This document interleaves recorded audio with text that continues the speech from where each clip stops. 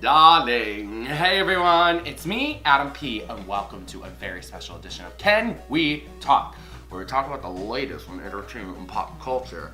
And this one is very special because we're talking about Oscar predictions for the 90th Oscars. So, before we get in there, make sure you hit that subscribe button, get that tea from me, Adam P, and we'll dive on in.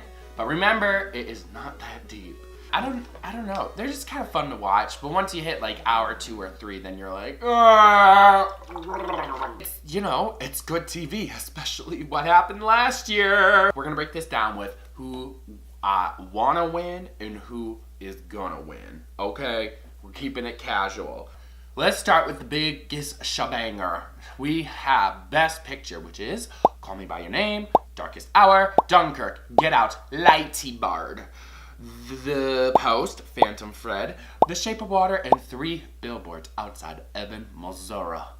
If I was an Oscar voter and I got to pick it out, the one I would want to vote for is Lady Bird. I mean, I just absolutely adored it. I think it's because, I'm very young, so that movie really connected with me. It was one of the most, relatable movies I saw about coming of age. It was so close to what I felt during my time, with religion, with my relationship with my parents, with boys. It's all wrapped in with musical theater, with wanting to get away, with becoming independent. It was just it hit me right there, sis. And it was funny too. So it was such a movie that felt so much like me, where it was funny, but it also had a lot of dark moments really deep inside. And it was wonderful. And I think a big reason why is because Saoirse Ronan, she really took it away. She really kept me into that movie. So, I don't know, it's my favorite. It's not the most popular opinion, but whatever. Because I think the one that will win probably is Shape of Water. It has a bunch of inspirations bundled up into one movie that still is pretty unique. It has a timeless message, but with a very interesting intake on it. However, I'm okay with an upset with 3 Billboards taking the win. I know it's a very controversial film at the moment, but I mean, that'd be interesting to see. Even though that wasn't my favorite movie out of all of them, it definitely was. It definitely can take it though, big time, especially with the messages in it. But I mean, Get Out really has some really big messages in it too, so I don't know. So Best Director, we have Christopher Nolan in Dunkirk, Jordan Peele for Get Out, Greta Gerwig for Lady Bird, and both of them, that's their very first film directing. Paul Thomas Anderson for Phantom Thread, and come on, Adam, Guillermo del Toro for The Shape of Water. So sorry, I know you're watching this right now. But the one I want to win, and the one that's probably gonna win, is Guillermo del Toro. He, I didn't even know that he directed Pan's Labyrinth. So he really, he has a really good history. So he has a hefty resume. So, and it is kind of hard. If you're not a super movie stan, it is kind of hard to distinguish what was good directing, So I did some research, and it's just people are saying did the scene feel right? Is the tone of the movie, was it the correct way to portray it? And I think for him it was. The way he demonstrated it was wonderful. I think it could have been more darker, definitely, but he kept, he kept this very light, warm tone to something that could be so dark that he could have turned really sad and depressing really quick. It still had some, upbeatness to it. Probably it had to do a lot with Octavia Spencer in it, too, but I think he'll take it. Best Actor, we have Timothy Chalamet, Call Me By Your Name. Daniel Day-Lewis, The Phantom Thread, apparently his last role ever. Daniel Kaluuya for Get Out. Gary Oldman for Darkest Hour. And for some reason, Denzel Washington for Roman J. Israel-esque. I guess that's how you pronounce it. I don't know. Okay. What? The one I want to win, I'm going to vote for, is Timothée Chalamet. I don't know. It was just something so enticing. Because, like, the beginning, you're kind of like, oh, this is nothing. Like, he's kind of boring. Like, nothing's going on. But once you get to the end, honey, I was like, that's a queen right there. What made me convinced that he deserves it was the ending credits. The credits of it. It was like, bitch. I was like, wow. However, he's probably not going to get it. He's very new to the game, so it is just, for him, it really is just an honor to be nominated. So, the one that's probably going to take it is Gary Oldman, which, I understand, I guess, like, he really did completely transform himself, and Oscars, they eat that up. They love when you don't look like yourself.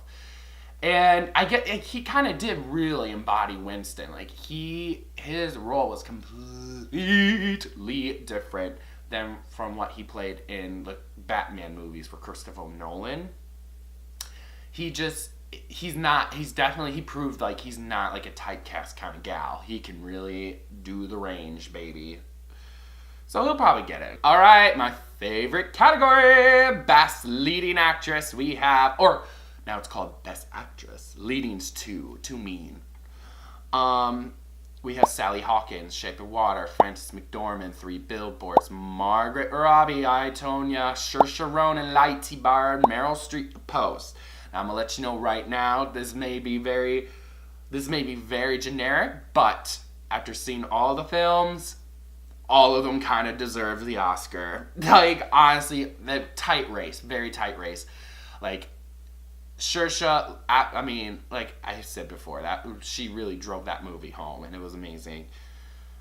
However, I think the one I want to win, and the one that's gonna win, Frances McDormand. She's won every other award for it before, and even though she is kind of like typecast as like the person who's like a very stern and scary mother, she elevated it to a 10. Like, it was crazy. And her role, honestly, she didn't have like a Oscar scene. The whole entire film, it was just like, oh, bitch knows what's going on. So the way she acts, it didn't have to be, she's still she's still crazy and like nuts to watch, but her act, like, she didn't have to take it over the top. She was still very stern and kind of quiet, but because she was going through it. So very unique film too. So honestly, even though she has won it before, she kind of earned it again, sweetie. She's gonna earn this Oscar, I think, more than Fargo. That's just my opinion. She was good in Fargo. It just wasn't something that I was like blown away, like acting I've never seen before. Very close second though. A very close second is Margaret Robbie, because that was what we call acting, darling. She just embodied Tonya so well, because me and Tonya, we go back. But she did so amazing, like absolutely amazing. There is a specific scene for Margaret though that was like, okay, that's what you call a respected actress, because there's a part where, I won't tell you, but there's a moment where she's looking at herself in the mirror and you're like, that's it, that's the tea. All right, Best Supporting Actor, Willem Dafoe, The Florida Project. Woody Harrelson, 3 Billboards. Richard Jenkins, The Shape of Water. Christopher Plummer, All the Money in the World. And Sam Rockwell for 3 Billboards. The one I'm going to vote for and the one that's going to win is Sam Rockwell. He's kind of a typecast too, where he plays a douchebag a lot. A kind of someone who thinks he's like knows everything, but he's also stupid at the same time. However, with him in this character, the development of him throughout the film was absolutely insane. Like, very, very enticing. So, like, because I just remember, the huge climax for him, the whole violent part. Well, there's multiple violent parts, but like the violent part. It's very like, oh bitch, like, how's he gonna like change from here? And it was only an hour into the movie, so It really was something else, and he does deserve it. He's won all the other awards for it, so this one well deserved, sweetie. Best Supporting Actress, we have my girl, Mary J. Blige for Mudbound, Allison Janney for I, Tonya, Leslie Manville for Phantom Thread, Laurie Metcalf for Lady Bard, and Octavia Spencer for The Shape of Water. Now, after seeing all the films, I'm gonna have to go with Allison effing Janney. That was acting. That was acting. Like, absolutely floor, like, jaw to the floor. Amazing. Because she accompanied comedy, dark comedy, with very drama so perfectly. Like, she was very convincing and she completely embodied the character. And same with her, like, she didn't have, like, one specific scene where it was, like, Oscar moment. She had multiple scenes where it was, like, yes, queen. And she had, too, like, prosthetics and makeup and stuff, but she still really sold the hell out of it. And I love her because, you know, she's a tall queen like me, and she's very respectful. She has gone a really long way and made it to the top. And she really deserves this moment. She's she seems like such a professional woman. I absolutely love it. Maybe she just gets her bitch out in the role she plays, you know? So, very wonderful. Alrighty, well that wraps another segment of Can We Talk? Thank you guys so much for watching my Oscars predictions video. Let me know what you guys think. Are you guys excited for Sunday? Any more movies what was your guys' favorite movies this year? And you know, darlings, I will be live tweeting the Oscars, so make sure you hit me up on my social media. And I will see you guys soon for more hot topics. All right, see you guys. Mwah.